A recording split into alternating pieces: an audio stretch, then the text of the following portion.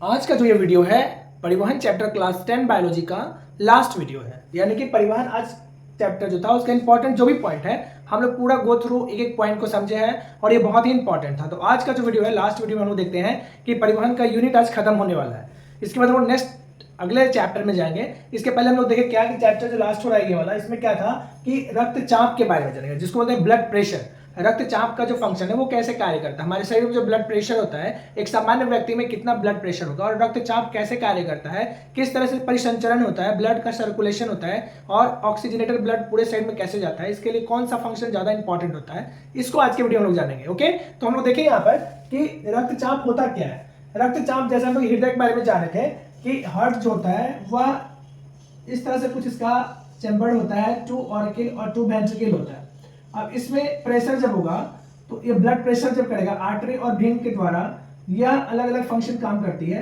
इसमें बाइकास्पिड और tricuspid valve होता है जो प्योर ब्लड को, और इस तरह से यह पूरे पार्ट ऑफ द बॉडी में इसका क्या फंक्शन है इसके बारे में जानते हैं। तो हम लोग देखें क्या यहाँ पर कि रक्तचाप जो हो गया वह क्या चीज है इसको जाने। हृदय यानी हार्ट, ये हृदय हो गया, ऑर्किल वेंट्रिकल इधर हो गया, राइट ऑर्किल लेफ्ट ऑर्किल वेंट्रिकल। तो एक केंद्रीय पंप अंग है, यह ना एक पंपिंग जैसा काम करता है। पंप मतलब प्रेशर डालना, यानी फैलना सिकुड़ना। तो यह एक पंप ऑर्गन है। कौन सा ऑर्गन हो गया? तो केंद्रीय central pump organ, central pumping organ होता है।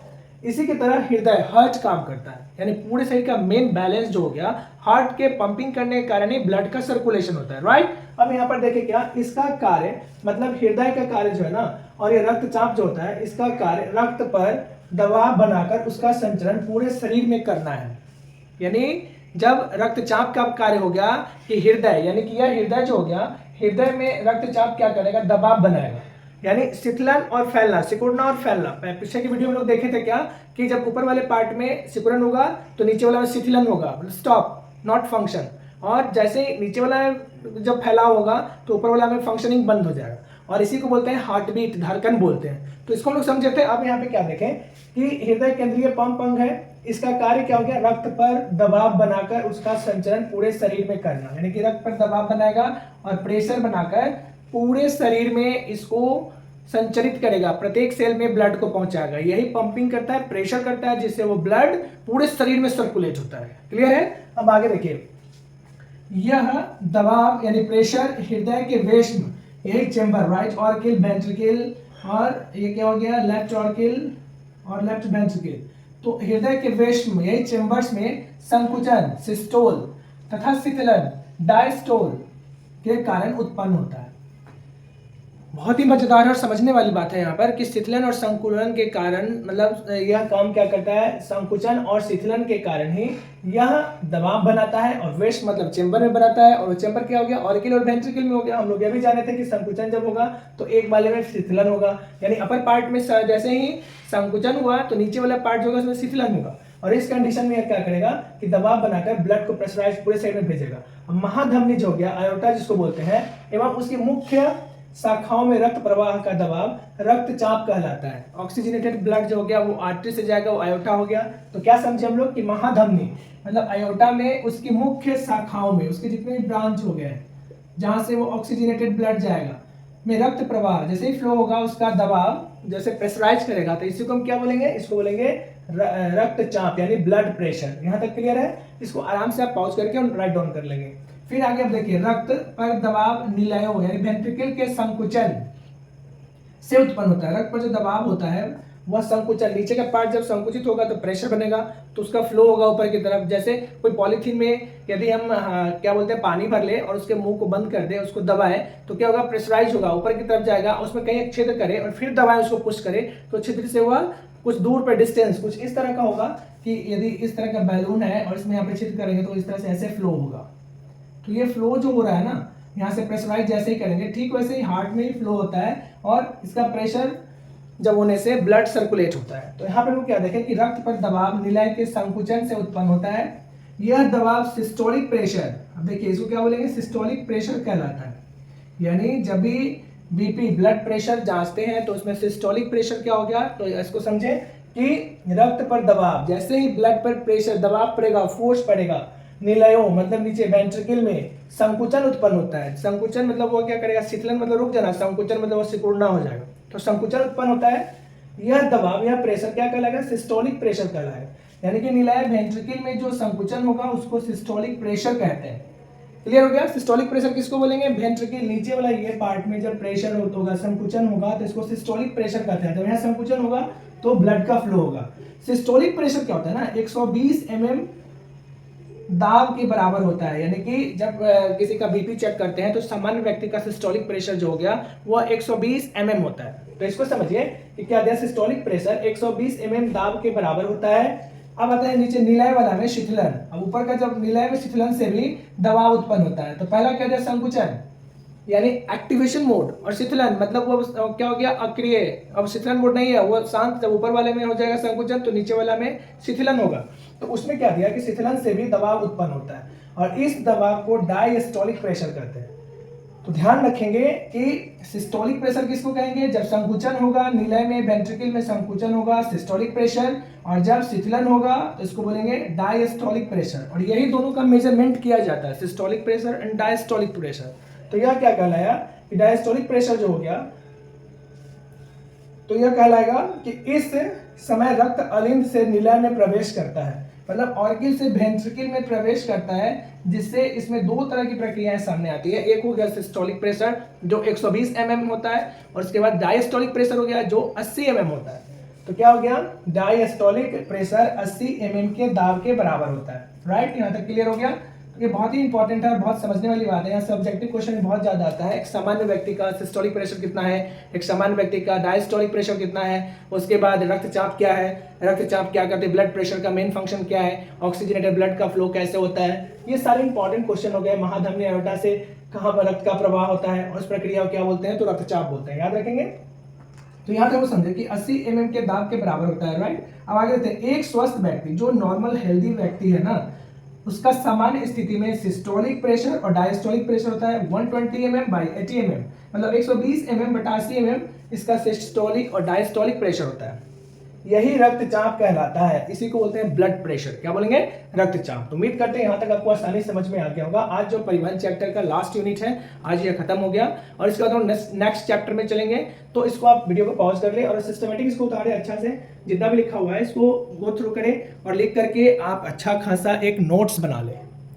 तो आप वीडियो को पॉज करें और पॉज करके सारे जितने भी टॉपिक को हम लोग समझे हैं इसको आप लोग ध्यान से राइट डाउन कर लें, और इस तरह से आप रक्तचाप के बारे में, सिस्टोलिक प्रेशर के बारे में, डायस्टोलिक प्रेशर के बारे में, और एक सामान्य व्यक्ति का सिस्टोलिक डायस्टोलिक प्रेशर कितना होता है इसके बारे में आज की वीडियो में जाने। अब आगे बढ़े हम लोग। अब इसमें हम देखें क्या विभिन्न व्यक्ति में अलग अलग उम्र के और अलग अलग आनुवंशिक गुणों के आधार पर व्यक्ति में जो ब्लड प्रेशर होता है वो डिफरेंट वेरी करता है। तो क्या हो गया कि विभिन्न व्यक्ति में रक्तचाप उम्र, लिंग, आनुवंशिकता एवं शारीरिक और मानसिक स्थिति के आधार पर या अन्य कारणों से अलग अलग होती है।